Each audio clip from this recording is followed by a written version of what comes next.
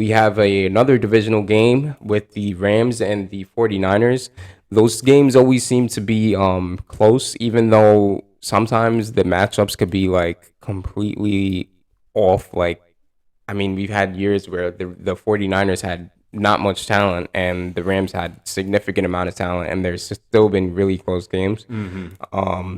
Jimmy G, obviously, he probably wants to bounce back from his performance with the Broncos. They didn't really run the ball much. They kind of put the ball in Jimmy G's hands. I think in order for him to get a little bit more comfortable in that offense, you have to get the run going. You have to get Debo Samuels going. You have to.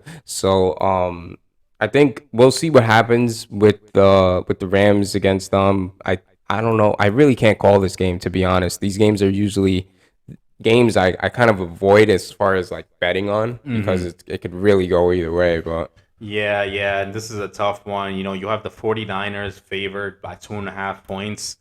They're at home. This is the Monday night game.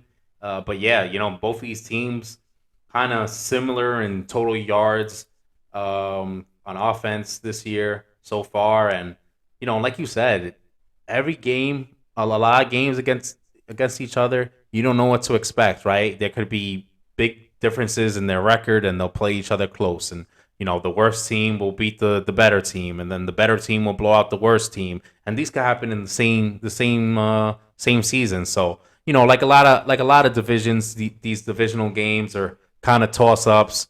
right, Hard to really get a read on who's the favorite here. I mean, the 49ers, they dropped that game to the Bears, and a weird game to start the year, but they've looked decent otherwise. I mean, you kind of get the feeling they should have won that game last week against the Broncos, right? yeah, Kind of hard loss for them. The Rams, they haven't really lived up to expectations. They they're still lose to trying to the find yeah, themselves.